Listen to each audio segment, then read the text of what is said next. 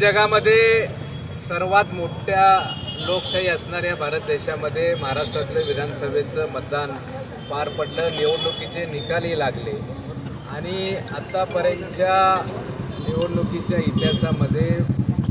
सर्व जवळपास राज्यामध्ये प्रत्येक मतदारसंघामध्ये ईव्हीएमवरती मोठा संशय व्यक्त केला गेलेला आहे आणि त्या ठिकाणी काँग्रेस, राष्ट्रवादी, शिवसेना म्हणजे महाविकास आघाडीच्या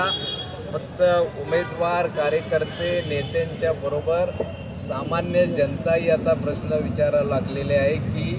हे घडलं कसं, एवढं मताधिक्य कसं काय विरोधी पक्षाच्या किंवा सत्ताधाऱ्यांना मिळालं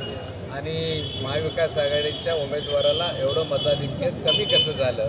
हा सर्वत्र प्रश्न विचारला जातो आणि त्यासाठी आज या ठिकाणी सांगली शहर जिल्हा काँग्रेस कमिटीच्या वतीनं आम्ही अखिल भारतीय काँग्रेस कमिटीच्या आदेशावरून आणि महाराष्ट्र प्रदेश काँग्रेस कमिटीच्या आदेशावरून या ठिकाणी ईव्हीएम हटाव लोकशाही बचाव बॅलेट पेपरवर या ठिकाणी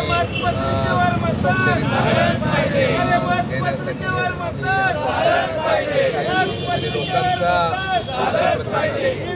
आज या ठिकाणी यापुढच्या निवडणुका या बॅलेट पेपरवरच झाल्या पाहिजे मागणी नुकतंच मरकटवाडीला ज्या ठिकाणी तिथल्या नागरिकांनी उत्स्फूर्तपणे बॅलेट पेपरवर फेरमतदान घेऊन त्या ठिकाणी ह्याच निवडणुकीसंदर्भामध्ये ते मतदान सुरू असताना त्या ठिकाणी पोलीस प्रशासनानं त्या ठिकाणी जमावबंदी लागू केली आणि एका अर्थानं लोकशाहीचा गळा घोटायचं काम या ठिकाणी सत्ताधारी पक्ष करतायत, ते दुर्दैव आहे आणि या पुढच्या काळामध्ये अशाच पद्धतीनं जर का निवडणुका पुढे चालू राहिल्या तर लोकांचा विश्वास लोकशाही प्रक्रियेवरील उडेल आणि अमेरिकासारख्या आणि अनेक प्रगत देशामध्ये ईव्हीएम ज्या ठिकाणी बंद केले आणि बॅलेट पेपरवर मतदान त्यांनी सुरू केलं तर आम्हाला असं वाटलं की भारतीय निवडणूक आयोगानं ताबडतोब ह्याची दखल घेत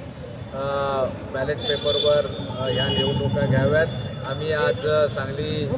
शहरातून जवळपास 1 लाख सह्यांचं उद्दिष्ट त्या ठिकाणी ठेवलं आहे। त्या मोहिमेची सुरुवात आज आम्ही या ठिकाणी केलेली। आता प्रत्येक